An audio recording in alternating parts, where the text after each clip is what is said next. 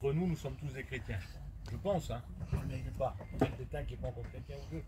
Enfin, nous sommes chrétiens, gloire au Seigneur. Et je pensais dans mon cœur et je me disais que nous avons été affranchis du péché parce que le Seigneur s'est fait connaître à nous. Gloire à Dieu. Et nous sommes des chrétiens. Amen. Et un chrétien, il possède quelque chose dans son cœur, c'est la vie éternelle et c'est l'espérance du salut. Et nous possédons ça, l'espérance du salut. Il a mis cette semence en nous qui est sa parole. Et jamais on pourra l'enlever, elle est dans notre cœur, elle est dans notre vie. Que vous faites ce que vous voulez, même si vous partez des choses de Dieu, que vous allez dans le monde, que vous se livrez au monde, cette parole de Dieu sera toujours en vous et elle résonnera dans votre esprit, dans votre cœur, parce que vous avez accepté Jésus. Mais voilà, il y a des circonstances, il y a des fois qui nous font un petit peu, pour certains, éloigner de Dieu. On n'est pas toujours comme on voudrait être mieux, mais on n'est pas toujours mieux. On voudrait que c'est plus facile, mais c'est pas toujours facile. On voudrait avoir moins de pièges, moins de combats, moins de luttes. Ça, c'est le but de chacun. Puis on essaye de s'approcher de Dieu afin d'enlever tous ces pièges, tous ces obstacles que le diable voudrait mettre devant nous pour nous empêcher de suivre Dieu. Mais je voudrais vous parler de la Bible parce que la Bible est une réalité. Et cette réalité, nous en avons besoin dans nos cœurs. Je ne vais pas vous expliquer des histoires ce soir. Ça serait du temps passé inutile. Mais je vais vous parler de la Bible, ce que la parole de Dieu dit pour nous, pour notre état, comment faire pour aller plus loin, pourquoi suivre Dieu, pourquoi s'accrocher à Dieu. Bien sûr, nous savons le pourquoi, parce qu'on veut hériter le ciel, on veut avoir une vie chrétienne pour hériter le ciel, gloire à Dieu. Mais j'aimerais vous lire quelques versets de la parole de Dieu, afin de rester sur la pensée que Dieu m'a donnée. Il y a un texte dans la parole du Seigneur, c'est dans le psaume 127 et au verset 1er. Et il dit ça, « Si l'Éternel ne bâtit la maison, ceux qui la bâtissent travaillent en vain. Si l'Éternel ne garde la ville, celui qui la garde veille en vain. » Dans ce verset de la parole de Dieu, il y a un mot qui ressort qui est que si Dieu n'est pas avec nous, tout ce qu'on fait est inutile. Si Dieu n'est pas avec nous pour construire notre vie, excusez-moi, mais on construit du vent. C'est inutile. Il faut que Dieu soit dans notre vie pour pouvoir construire quelque chose de vrai et quelque chose de solide qui va durer dans le temps. Vous êtes d'accord? Amen. Gloire à Dieu. Et la parole de Dieu dit ici que si Dieu n'est pas avec celui qui bâtit, c'est inutile. Il y a des gens qui essayent dans le monde de bâtir des empires, mais c'est inutile. C'est une perte à la fin de toute vie. C'est une destruction totale. Mais si Dieu est avec nous, la Bible dit, qui sera contre nous? Amen. Il faut que Dieu soit le but essentiel de notre vie. Il faut que nous construisons notre vie autour de lui. On ne peut pas monter une maison sans mettre lui à l'intérieur avant. On a commencé sur le roc qui est la parole de Dieu, qui est Jésus, et on doit bâtir sur le roc qui est la parole de Dieu, qui est Jésus. Mais il faut qu'on bâtisse avec lui à l'intérieur. Le texte il dit que si l'Éternel ne bâtit la maison, celui qui est bâti, il bâtit inutilement, vous comprenez? C'est inutile. Il faut qu'il soit là. Il faut qu'il prenne toute la place dans notre maison, dans notre vie, dans notre foyer. On en a besoin que Dieu soit là. Amen. Ce n'est pas une façade qu'on construit. C'est une maison.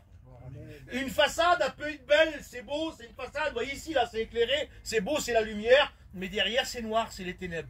C'est pas une façade. Si nous construisons et puis qu'on met Dieu devant à l'entrée de la porte ou sur un côté, il n'est pas à l'intérieur. Et c'est inutile. Il faut que lui soit à l'intérieur. Et il faut qu'on bâtit autour de lui. Amen. Gloire à Dieu. On ne peut pas se permettre de bâtir sans lui. La Bible dit qu'il est la pierre angulaire. C'est la pierre de l'angle. C'est celle qui va faire construire les murs en étant droit d'après sa dimension à lui, avec une règle qui est sa parole. Et on va construire quelque chose de droit et quelque chose de vrai et quelque chose qui va tenir dans le temps. Si vous construisez sans avoir quelque chose de droit, sans un cordeau autour pour construire et mettre vos parpaings comme il faut, votre maison va faire comme ça, puis elle ne sera pas solide. Il faut que ça soit solide. Vous désirez que votre vie soit solide? Amen. Vous désirez que votre foyer soit solide en Dieu? C'est le désir de chacun, moi c'est mon désir. C'est le désir de chacun, parce que nous avons trouvé Dieu et nous savons que nous voulons poser et fonder notre vie sur Dieu. C'est sur Dieu qu'on veut fonder notre vie. Ce n'est pas sur une religion, ce n'est pas sur un mouvement de personnes, mais c'est sur Dieu. Et il faut qu'il soit là, à l'intérieur de notre maison. Gloire à Dieu. J'ai mis ici, il est indispensable pour bâtir une vie solide. On peut bâtir, mais ça ne sera pas solide s'il n'est pas là. Mais s'il est là, ça sera solide. Gloire à Dieu. Et nous voulons que ça soit solide dans notre vie et dans notre cœur. Gloire au Seigneur Jésus. Dans 1 Corinthiens 3, verset 9, la parole de Dieu nous dit cela. Car nous sommes ouvriers avec Dieu. Retenez les mots. Vous êtes le champ de Dieu, l'édifice de Dieu. Il y a 3 mots à l'entrée de ce texte qui est important et qui nous donne à réaliser où nous sommes, de qui nous faisons partie, qui c'est qui travaille avec nous, et ce que nous sommes en un mot. Il dit nous sommes ouvriers avec Dieu. Ça veut dire qu'il travaille avec nous. On n'est pas tout seul pour construire une maison. Il est avec nous pour construire notre vie, notre âme, notre foyer. Il est avec nous. Nous sommes ouvriers avec Dieu. Vous êtes le champ de Dieu. Le terrain que vous avez choisi, c'est le terrain de Dieu. Vous avez fondé votre foyer, votre vie sur le terrain de Dieu qui est la parole de Dieu. Et il dit ici, vous êtes l'édifice de Dieu. Le mot édifice veut dire une construction qui s'élève. Dieu ne nous a pas appelés à nous étaler, mais il nous a appelés à s'élever en Dieu. Donc il dit, nous sommes l'édifice de Dieu. C'est grâce à lui. Il continue le texte de la parole de Dieu. Et il dit ça. Vous êtes l'édifice de Dieu. Selon la grâce de Dieu, j'ai posé le fondement comme un sage architecte et un autre a bâti dessus. Mais que chacun prenne garde à la manière dont il bâtit dessus. C'est important. C'est important parce que ça concerne notre vie, ça concerne notre foyer, ça concerne notre garantie spirituelle en Dieu, ça concerne tout ce qu'on va entreprendre en Dieu et tout ce qui fera qu'on sera encore là. Parce qu'il faut être encore là. C'est bien beau de bâtir, mais il faut être là jusqu'à la fin, jusqu'au bout. Gloire à Dieu. La maison n'a pas plus de gloire que celui qui l'a bâtie, a dit la Bible. Vous comprenez? Celui qui donne la gloire, c'est celui qui l'a bâti. Et si nous bâtissons avec Dieu, et si nous prenons Dieu pour travailler avec nous dans notre maison, c'est sûr et certain qu'on va la construire comme il faut. Amen. Gloire à Dieu. Mais si nous négligeons Dieu, si nous négligeons Dieu en disant, oui mais j'ai trop de choses à faire, j'ai trop de choses sur la terre qui m'attirent, il faut que je fasse ça, il faut que je m'occupe de ça, il faut que je m'occupe de ça, et que je néglige Dieu pour bâtir ma maison, ça ne sera pas solide. Il faut qu'il soit avec moi. Oh Dieu. Il faut qu'il soit avec moi pour travailler. Amen. Vous avez vu quand vous construisez quelque chose, on est en train de construire la salle là-bas chez nous, on est à plusieurs. Hein. Eh ben, il y en a un qui est en train de faire le ciment, l'autre il met le sable, l'autre il sort les parpaings. C'est un ensemble de choses. Tout seul, c'est très lent et c'est très dur. Et surtout quand on connaît pas très bien le travail. Mais quand on travaille avec quelqu'un qui connaît bien, ça va très vite. Et on dit quel bonheur de travailler avec lui. Quelle aide pour moi. Vous avez entrepris de construire une maison, mais vous n'avez pas un vrai maçon avec vous. C'est un peu malheureux, comprenez-vous. Excusez-moi le mot, mais je vais rentrer dans les mots que Dieu me met à cœur. Amen. On ne travaille pas avec des maçons. Ma compagne à moi, c'est pas un maçon. Hein. C'est pas monter une maison, vous comprenez. Moi, je connais un petit peu. Mais c'est pas un maçon même qui va m'aider. Elle va m'aider, ça sera un coup de main. Mais si c'est Dieu qui travaille avec vous pour monter une maison spirituelle, imaginez-vous comment il va faire ça comme il faut. Il ne se trompera pas. Il va donner les bonnes mesures, il va donner les bonnes dimensions, il va mettre les bonnes proportions de ciment, de mélange de sable pour que ça colle et que ça fait un bon ciment. Mais si vous prenez quelqu'un qui ne sait pas, en rien de temps ça va s'écrouler, ça ne tiendra pas. C'est pour ça qu'il est indispensable pour bâtir une vie spirituelle, que lui soit là dans notre maison. Amen. Alors il dit que chacun prenne garde dans la manière dont il bâtit dessus. Mais dessus quoi? Sur Dieu. On ne bâtit pas sur de la terre, on bâtit sur Dieu. On s'est engagé à bâtir une vie spirituelle sur Dieu, le créateur de l'univers, le Fils de Dieu, celui qui est descendu du ciel pour venir nous sauver. On bâtit sur lui, elle dit la Bible. Donc il faut faire attention. On ne fait pas ce qu'on veut, on ne met pas n'importe quoi. Hein? On met ce qu'il faut pour que ça soit quelque chose de vrai et quelque chose qui va durer. J'ai dit ici, il faut faire attention. Sur qui nous bâtissons sur Dieu. Dans le mot attention, eh ben, il y a cette mise en garde de ne pas faire n'importe quoi et de faire quelque chose de solide et de vrai. Car le diable a vite fait de nous détourner de ce que Dieu veut accomplir pour nous. Dieu a des projets pour nous, projets de paix et non de malheur, elle dit la Bible, afin que tu aies un avenir. Gloire à Dieu. Amen. Nous avons besoin d'avoir un avenir. Et quand on sort de Dieu, on perd cet avenir. Cet avenir qui est dans les mains de Dieu, que Dieu a créé des projets pour nous, c'est tout un plan que Dieu a fait chaque jour de notre vie. La Bible dit qu'il les connaît et il a préparé des œuvres d'avance pour qu'on les accomplit. Mais si on le néglige, on sort des projets de Dieu et on bâtit nous-mêmes. Et c'est pas du costaud, ça je peux vous le garantir. La parole de Dieu nous dit plus loin au verset 11, « Car personne ne peut poser un autre fondement que celui qui a été posé, à savoir Jésus-Christ. » On ne peut pas mettre un autre fondement, on a fondé sur lui, on a bâti sur lui notre vie, et c'est sur lui qu'on veut réussir notre vie, gloire à Dieu. Et on la réussira sur lui.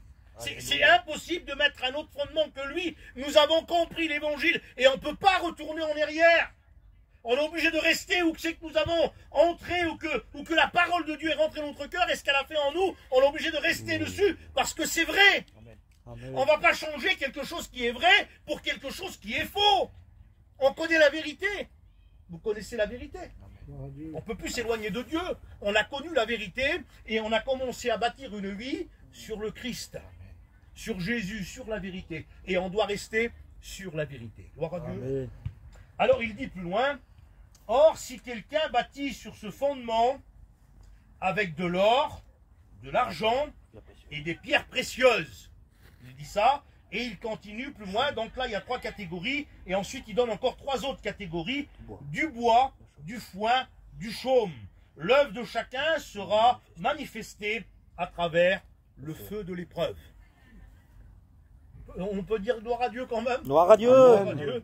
Il faut que notre foi soit manifestée à travers l'épreuve. Ne vous inquiétez pas si vous avez des épreuves. La Bible dit, si nous avons des épreuves, c'est normal. Si le monde vous aime, ben c'est parce que vous n'êtes pas en Dieu. Mais le monde vous déteste parce que vous êtes en Dieu. Vous comprenez? Et si vous avez des épreuves, c'est parce que notre ennemi, ben, il veut nous mettre des bâtons dans les roues, il ne veut pas qu'on avance. Alors il dit ici que chacun prenne garde dans la manière dont il bâtit dessus. Il y a ces 3 premiers éléments qui est l'or, l'argent et les pierres précieuses. Ça existe de toute éternité, ça. Celui qui trouve de l'or dans la terre, dans des mines, c'est depuis l'éternité que c'est là, depuis la création du monde, c'est là. Des pierres précieuses, c'est pareil, de l'argent, c'est pareil. Par contre, le bois, le chaume et la paille qui est là, qui est considérée comme ça, c'est quelque chose qui pousse pour un moment. Et au bout d'un autre moment, après, c'est mis en l'air. Alors, j'ai voulu regarder, approximative, la construction du bois. Construire avec du bois. Pour du bois, il met ici, là, j'ai regardé sur Internet, tout ça, la durée de temps pour que ça vienne un morceau de bois qu'on puisse travailler avec. Il dit que le bois, en 1 an, il peut prendre 30 à 60 cm. En 1 an, c'est déjà pas mal, en 1 année. Et il dit que le foin, c'est la deuxième partie, là, il faut à peu près 3 jours pour atteindre un taux de maturité à être sec pour faire du foin. Parce que le foin, sa matière à lui, c'est de devenir sec. Il devient du foin quand il est sec. Au départ, c'est de l'herbe. Et après, il est fauché. Et au bout de 3 jours, il devient du foin. C'est pas grand-chose du foin. 3 jours. 1 an, 3 jours. Ça fait pas grand-chose pour bâtir. Et la troisième, un petit peu plus lente, il dit ici le chaume. Il dit il faut 2 à 3 mois pour avoir du chaume. Et pour le couper, puis pour construire une toiture, c'est en chaume. C'est rien, pour ainsi dire.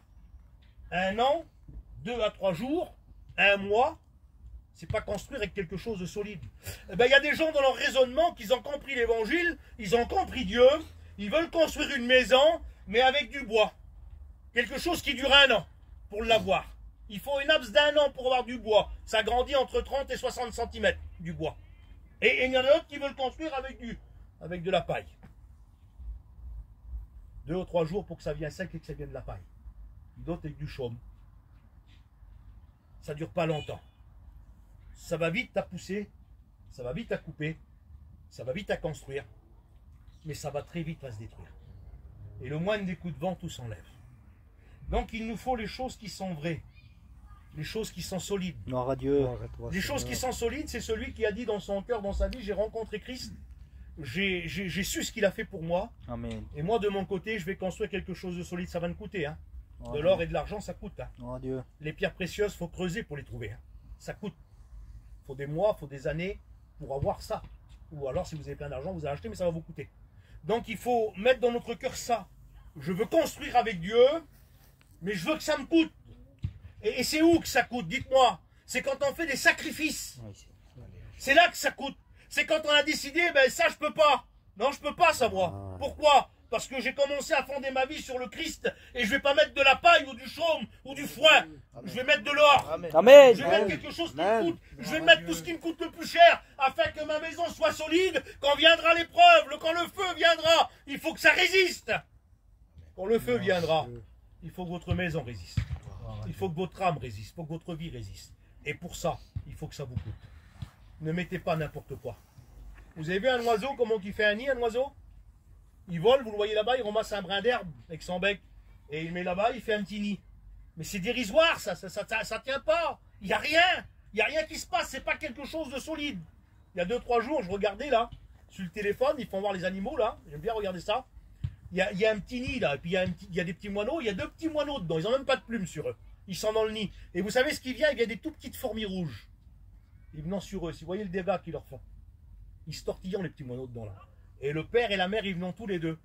Puis ils tapent des ailes dessus pour faire partir les fourmis. Puis après, ils se mettent à les manger. Tous les deux, ils mangent tous les fourmis. Le nid, c'est quelque chose de fragile. Il n'y a pas plus fragile qu'un nid. Une vie chrétienne dans un foyer. Il n'y a pas plus fragile si Dieu n'est pas là à la base. Il n'y a rien de plus fragile que ça. Parce que même si l'autre est bon, l'homme, parce qu'on est deux, hein.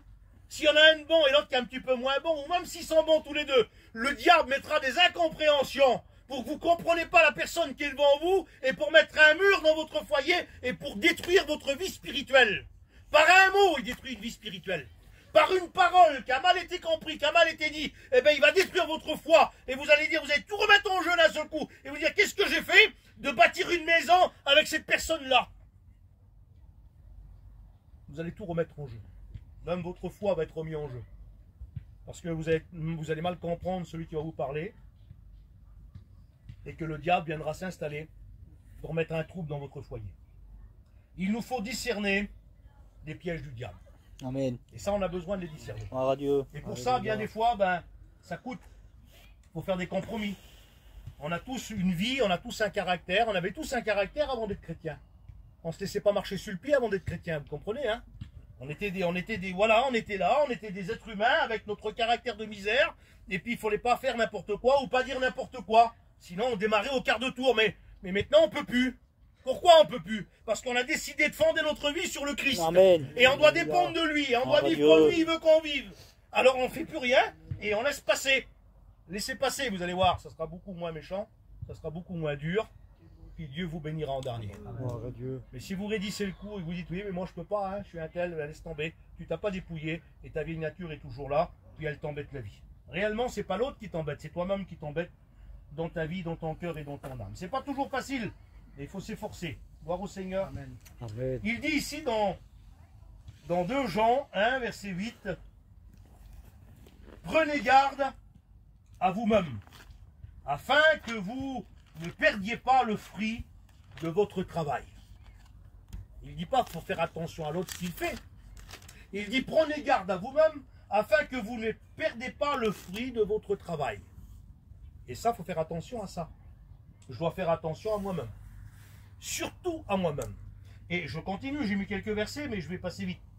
AG 1, verset 4, il dit « Est-ce le temps pour vous d'habiter vos demeures lambrisées quand cette maison, il parle de la maison de Dieu, est détruite? Est-ce le temps pour vous d'habiter des maisons lambrisées? Ça veut dire des maisons plus que parfaites. Ça veut dire ça, lambrisé. C'est quelque chose qui brille, c'est quelque chose qui est magnifique. Mais est-ce le temps là pour nous? Est-ce que c'est le temps pour nous d'avoir une belle façade en disant « Ah, je suis un chrétien, j'ai un foyer chrétien, je vis comme il faut, et puis en dernier, la maison de Dieu qui est dans notre cœur, elle est détruite. » Est-ce que c'est ce moment-là que nous vivons? Nous ne devons pas vivre ce moment-là. Parce que le Seigneur revient, il est à la porte. Amen. Et il nous faut que dans notre vie, dans notre cœur, il y ait quelque chose de construit, mais solide pour Dieu. C'est si beau un homme solide, une femme solide. Une femme fidèle, un homme fidèle pour le Seigneur, il n'y a rien de plus beau. Des fois, il y a des gens qui sont là, on les a connus, on dit Seigneur, quel homme que c'était ça pourtant. Quelle femme de Dieu que c'était. Et maintenant, ils ne sont même plus à l'église, ils sont loin, ils sont dans le monde, ils sont dans le péché. Quel mal que ça fait au cœur. Si ça nous fait mal à nous, demandez-vous pas à Dieu ce que ça fait. Donc, il nous faut être solide pour le Seigneur, veillant sur nous-mêmes, regardant si notre maison spirituelle est en bon état. Pas la maison lambrisée qu'on a briquée, qu'on a fait ce qu'il fallait. Hein. Notre maison spirituelle intérieure, gloire à Dieu, qu'elle est en bon état. dans le Proverbe 25, verset 28, il dit « Comme une ville forcée et sans muraille, ainsi est l'homme qui n'est pas maître de lui-même. » C'est un verset qui parle ça. Comme une ville forcée. Vous savez ce que c'est une ville forcée? C'est qu'on a brisé les portes et qu'on a rentré dedans et qu'un siège s'est fait et que l'ennemi a rentré et puis qu'il a pris toute la place. Eh bien, il est comme ça. Un homme qui n'est pas maître de lui-même. Il est comme une ville forcée, sans muraille. Il n'y a plus rien, il n'y a plus de protection. Parce qu'il n'est pas maître de lui-même. Parce que tu n'es pas maître de toi-même. Alors tu laisses détruire tout ce que le diable veut détruire. Et puis en fin de compte, ce que tu as fondé, ce que tu as voulu bâtir avec quelque chose de vrai, une vraie vie qui correspond à Dieu, eh bien, se retrouve par terre et il n'y a plus rien. Parce que tu n'as pas été maître de toi-même. Il faut que tu sois maître de toi-même. Il faut que tu gères ta vie. Il faut que tu te mets des barrières à toi-même. Il faut que tu stabilises ta vie sur le terrain de Dieu et que tu ne vas pas où c'est que tu veux, mais que tu restes sur la parole de Dieu afin que tu construis une vie solide.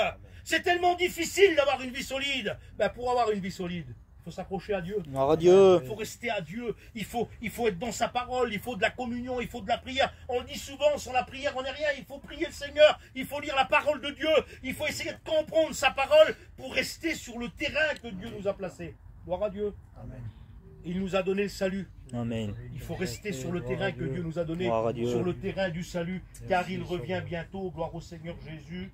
Il y a ce verset, j'en parlais avec Josué tout à l'heure. C'est dans la Genèse 4, verset 7. Il nous parle de Caïn. Et c'est Dieu qui parle à Caïn, comme il a fait le sacrifice, et puis que le regard de Dieu n'a pas été favorable sur lui. Dieu lui parle et lui dit ça. Certainement, si tu agis bien, tu relèveras ton visage. Quels sont les mots que Dieu dit là? Dieu dit des mots terribles, et je voudrais que ce soir, ces mots de la parole de Dieu, pour la personne qui se sent concernée, soient comme une flèche qui vient toucher son cœur, parce que la parole de Dieu, elle est cela, elle est une flèche qui touche le cœur, elle est un marteau qui brise le roc, elle est une épée à double tranchant, qu'elle sépare corps, âme et esprit, jointure et moelle, elle juge les sentiments les plus secrets de notre vie. Et je voudrais que c'est ça pour toi ce soir. Et Dieu parle à Caïn et il dit ça. Si tu agis bien, tu relèveras ton visage. Mais si tu agis mal, le péché se couche à la porte, et ses penchants et ses désirs se portent vers toi. Mais toi, domine sur lui. C'est pas compliqué ce que Dieu dit là. C'est quelque chose de très simple ce que Dieu dit là. Et ce soir, la parole de Dieu est très simple pour toi. Tu es peut-être troublé dans ton cœur, dans ton âme, dans ta vie, parce que ça ne va pas comme tu veux. Tu voudrais que ça soit mieux, mais ça ne marche pas comme ça. Mais les paroles de Dieu sont claires. C'est de l'eau. Quand tu as soif, tu bois de l'eau, ça te désaltère. Tu ne cherches pas à comprendre quelle marque c'est. Ta soif, elle est fraîche, tu la bois. Ben, c'est ça la parole de Dieu. Elle est celle qui vient désaltérer ta vie. Et elle te donne la solution. La solution à ton problème, c'est lui, c'est sa parole. Alors il dit domine sur toi-même. Domine sur toi. Si tu agis bien, tu relèveras ton visage. Et les mots de Dieu pour toi ce soir, c'est ça. Si tu agis bien, tes circonstances vont changer. Si tu agis bien, pas si l'autre agit bien ou l'autre, non, toi, si tu agis bien, Dieu changera les circonstances pour toi. Alors je voudrais dire ça par rapport à ce mot, si tu agis bien, je vais boire la bouteille d'eau qui est là. Donc si tu agis bien, il y a des textes de la parole de Dieu, c'est Romains 12, verset 21. Ne te laisse jamais dominer par le mal. Au contraire, sois vainqueur du mal par le bien. Ne te laisse jamais dominer par le mal. Vous avez vu quand vous êtes troublé dans votre esprit, que ça ne va pas, vous avez des soucis, je sais pas, allez, on le dit, ça arrive souvent dans le foyer, hein, ça arrive, c'est normal. Vous avez un coup de gueule avec la compagne, le compagnon, ça va pas trop bien, vous ne vous sentez pas trop bien, vous avez vu ça? Ça vous froisse parce que vous êtes des chrétiens. Vous ne serez pas chrétien, c'est pas grave. Que vous êtes en misère avec votre compagne, c'est pas méchant quand on n'est pas chrétien. C'est rien. C'est la vie de la vie de la terre. Mais comme vous êtes chrétien, ça vous met un petit froissement au cœur, ça vous attriste, vous n'êtes pas bien. Il y a quelque chose qui se passe que vous n'êtes pas bien. Et puis, il dit ici, là, qu'il faut surmonter le mal par le bien. Vous avez vu un mot qui est dit des fois mal, vous allez répondre avec un autre mot qui va essayer d'être plus mal que l'autre mot que vous avez entendu. Et ça va faire une montée en enchère, on appelle ça. Hein? C'est de plus mal en plus mal. Mais si le premier mot qui est mal et que la deuxième personne dit un mot qui est bon, directement le mot mal s'arrête. Et puis c'est quelque chose de bon qui apparaît. Amen. Et bien des fois, il n'y a plus les mots, mais c'est des larmes qui viennent. Parce qu'on reconnaît que là, il y a de l'amour et que la vie de Dieu est là. Quand la vie de Dieu est là et qu'on la laisse vivre en nous, alors ça fait apaiser tous les maux, ça fait apaiser toutes les mauvaises pensées. Et puis Dieu prend toute la place. Gloire à Dieu. Gloire à Dieu. Nous avons besoin que Dieu prenne la place dans notre maison. Alléluia. Vous n'en avez pas besoin, vous? Amen. On a besoin que l'amour siège dans notre maison. On n'a pas besoin de cris, on n'a pas besoin de mots, on n'a pas besoin de paroles, ça ne sert à rien. On a besoin des gestes d'amour dans notre maison, afin que Dieu se réjouisse dans notre maison. Gloire à Dieu. Vous voulez faire habiter Jésus dans votre maison, que l'amour réside dans votre maison. Gloire à Dieu. Et pas des paroles, et pas des mots. Je continue sur le bien. Dans le psaume 37, verset 27, on dit ça. Détourne-toi du mal, fais le bien, et possède à jamais ta demeure. Quelle belle parole, Seigneur. Hein? Détourne-toi du mal, fais le bien, et possède à jamais ta demeure. Parce que ça peut être le contraire. Si on ne se détourne pas du mal, et qu'on laisse le mal rentrer dans notre maison, on ne possède plus notre maison. Mais si on fait l'inverse, et qu'on travaille avec le bien, et on veut que le bien soit dans notre maison, qu'on se détourne de mal, alors il dit tu possèdes ta maison. Il nous faut posséder notre maison, vous comprenez? Ce n'est pas les choses mauvaises qui doivent prendre la place dans notre maison, mais c'est Dieu. C'est Dieu, c'est l'amour de Dieu qui doit prendre possession dans notre maison, gloire à Dieu. Et c'est à ça que nous sommes appelés. Parce que Dieu nous a appelés au salut. Il ne nous a pas appelés à la misère, il nous a appelés à nous unir. Il ne nous a pas appelés à nous désunir. Il est celui qui unit, gloire à Dieu. Amen. Il est celui qui prend dans ses mains et qui prend la main de l'homme et qui la met la main avec Dieu. Gloire à Dieu. Nous avons reçu un ministère, elle dit la Bible, et le ministère que nous avons reçu, c'est le ministère de la réconciliation. Amen. Gloire à Dieu. Il n'y a pas d'autre ministère. Le seul ministère que Dieu nous a donné, c'est le ministère de la réconciliation. Et je dis gloire à Dieu. Bien sûr qu'il y a les 5 ministères, hein, ça c'est sûr et certain. Ça dépend des pasteurs. Mais le ministère que Dieu a donné de l'évangile, c'est la réconciliation. Gloire à Dieu. Et nous sommes appelés à réconcilier et non à séparer. Parce qu'il se passe une chose.